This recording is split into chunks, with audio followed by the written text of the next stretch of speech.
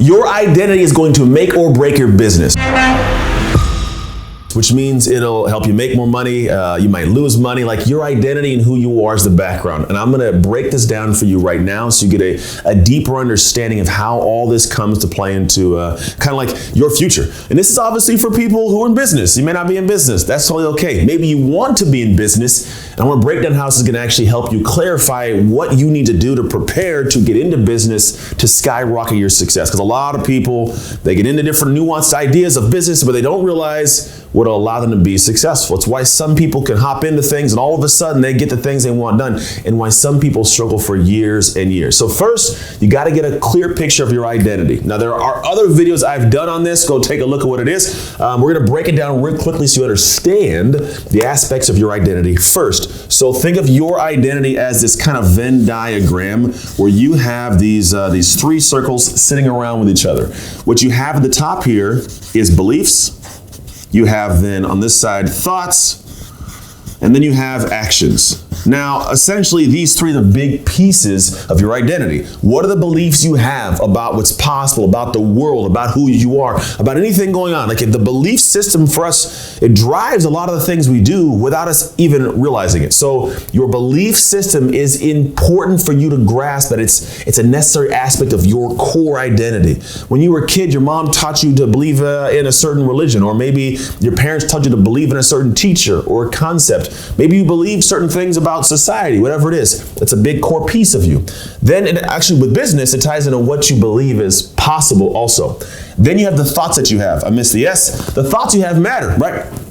If I'm going through the world with a belief system and I have counteractive thoughts, which means I believe I'm supposed to go out and do something great in the world, but then I always think in my head, but can you, Ant? Are you capable of doing that? Like, is this something you could really do? Oh, I don't know. What if they look at you funny? What if somebody outs you? What if you're pointed out by some expert to not know your stuff? Well, the thoughts become this honestly just encapsulating small shrinking thing. And so the idea is your thoughts got to be in line with what it is that you believe. And then the actions. Now, you all get what actions are. You know what an action is. An action is a thing you do.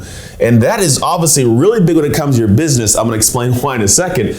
But the actions matter. In this case, we're talking about the bold, big, game-changing actions, the contracts you close, the launch of the business, I don't know, maybe a new client or a new product you put in the marketplace. What ends up happening is these big actions have got to be taken to change the game for you. Sometimes it's just taking the action of posting and saying, hey, I'm a coach. Hey, I launched this new product. Buy this thing from me. Making the ask. It's not always easy to do.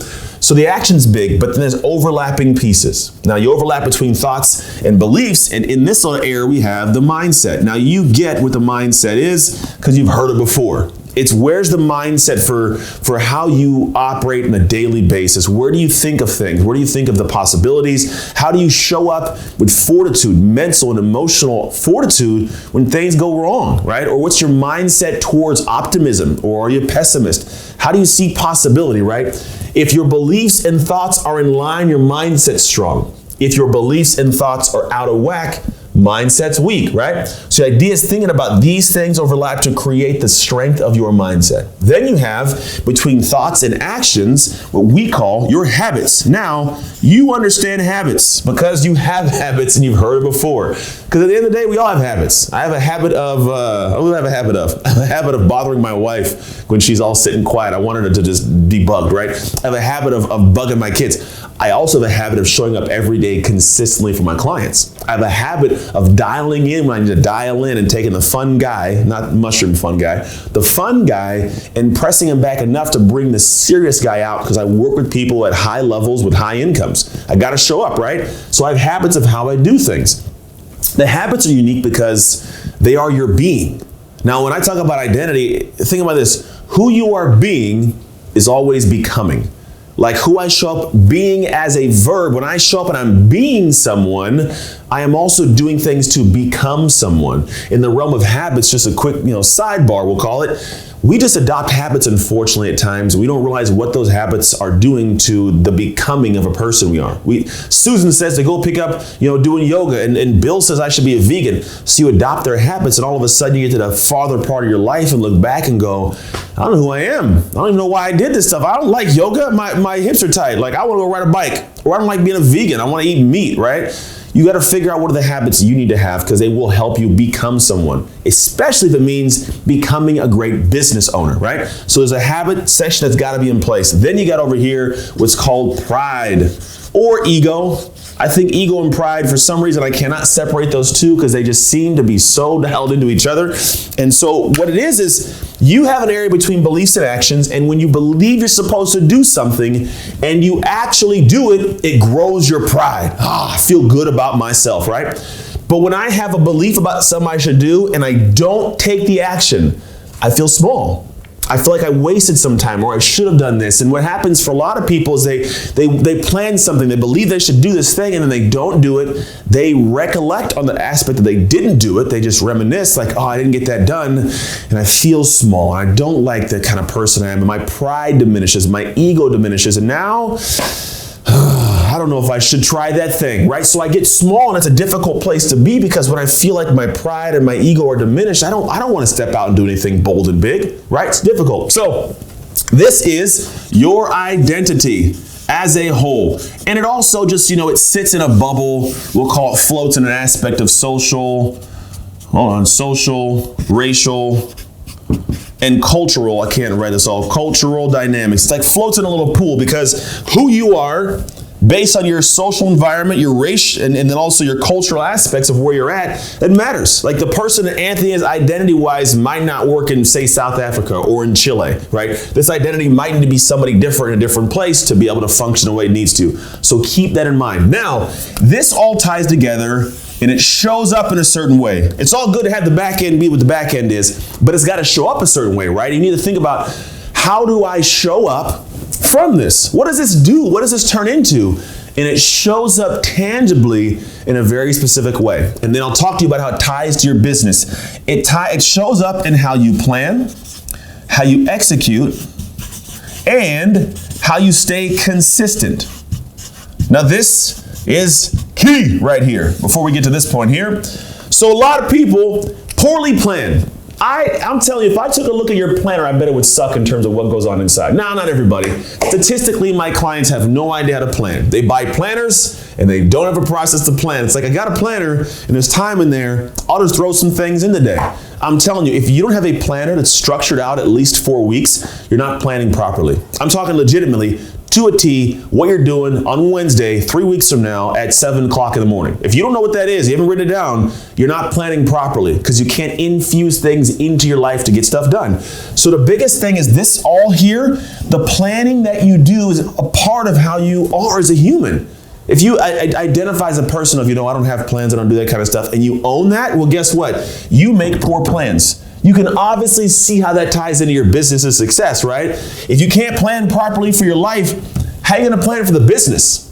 Not going to happen properly, right? So planning is a big, big, big piece. Then it's how you execute. It's obviously tied to your actions, but how you execute isn't just on the big actions. It's the habits as well.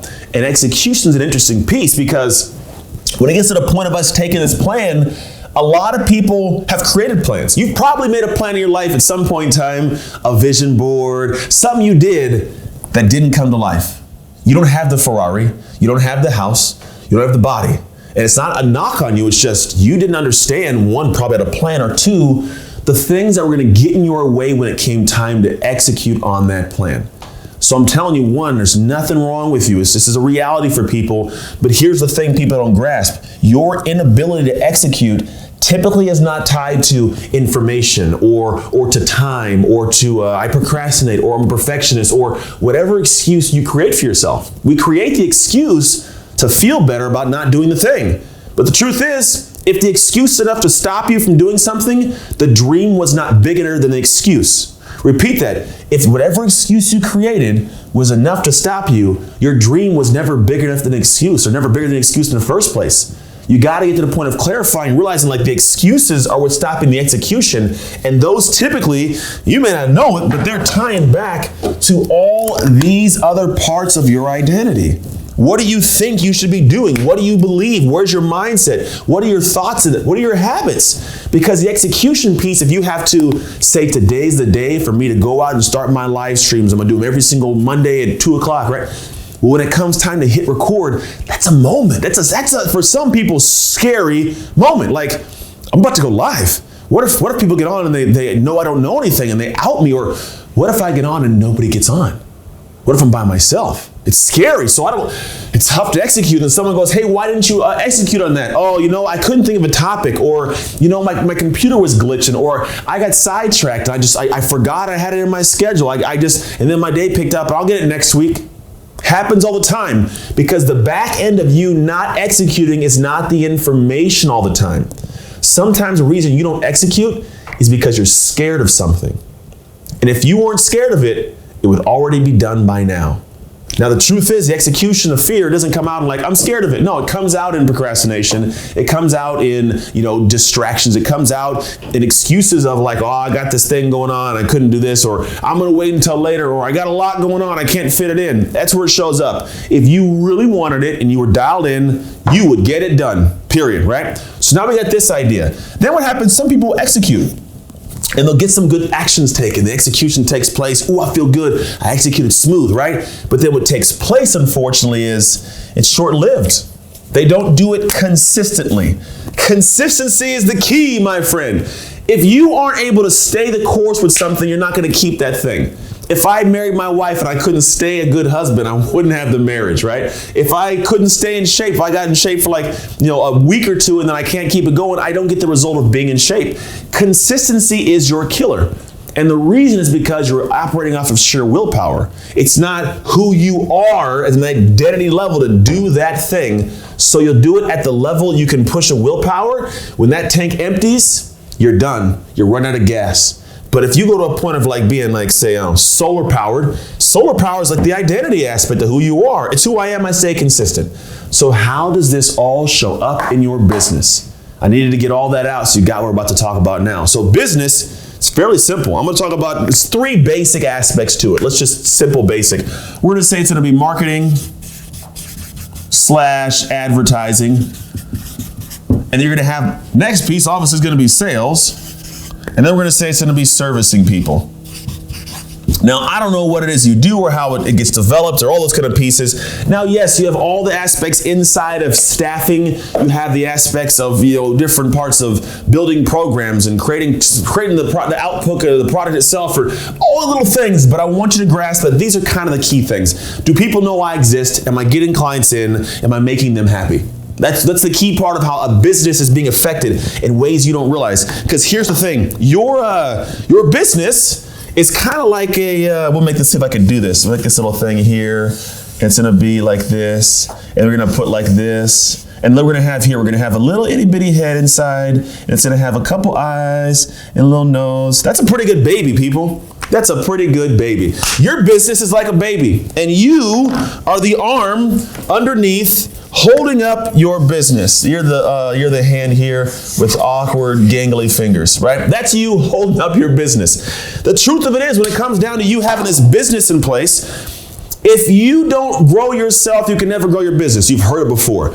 But if you can't operate yourself, you can't operate your business. Because when it comes to marketing, if you aren't able to have a good marketing plan in place that allows you to have an idea of what to do and then you execute on it consistently, guess what? No one knows. Nobody knows your business exists because you don't have a plan in place to tell them about it. You randomly post things on social, or hopefully someone's going to hear about you from a friend. If you do have a plan, you don't execute it because it's scary. What if somebody says no or don't like it, right?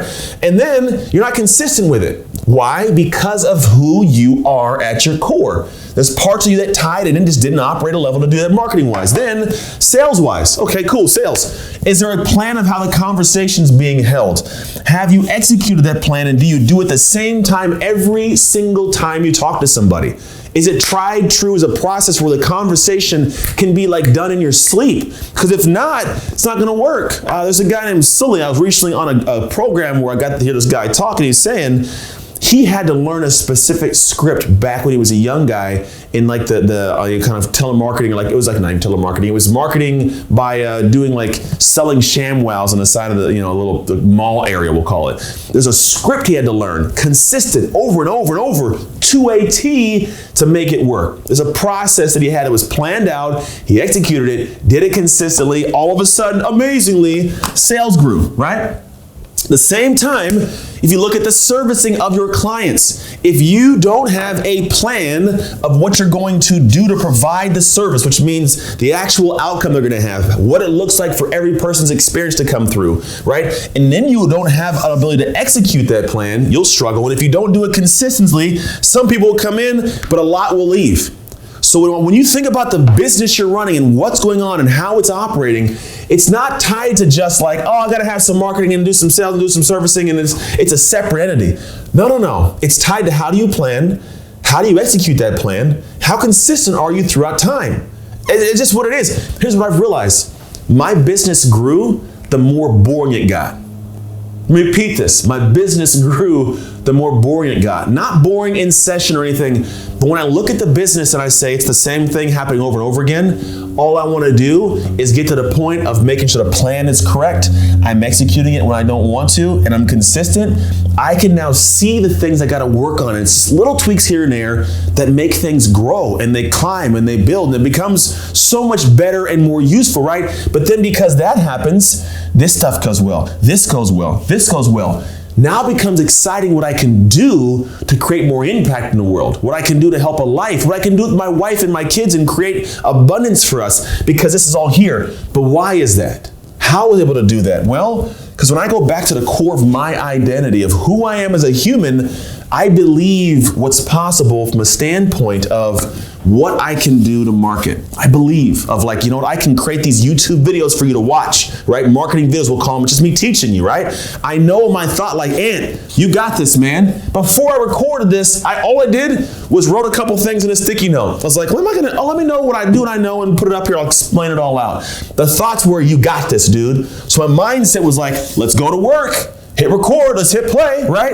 Then from there, I took the action of teaching. I'm in the action now of doing it. And as I do this, I don't know, but I feel good about myself. I'm like, you know what? It makes sense. It feels cool because your business is the baby. And if you are amazing, you can hold that baby up. And that's really what I want you to grasp is your business is not just some random thing. It's an extension of you. Even if it's an entrepreneurial business where you have team and staff. Because if you have a plan for your staff, you execute the plan with them and you help keep them consistent, they affect all of these things. Regardless of whether you know it or not, your ability to make more income, make more impact, have more influence is tied less to the information you have and more to who you are. So, that's my thoughts. I would love to have your thoughts below this video, whether you like it, didn't like it, doesn't matter to me. Just kidding, it matters a lot to me because I care about you as a human. But check it out. These are things you can apply to your life right now. This doesn't have to be something in the far future. Take a look at this stuff. And if you're interested or curious about what it is that I do, just send us a message. Super simple. Or message the word shift and we'll take care of you. That's it. Nothing more than that. Take care. Bless you. Talk soon.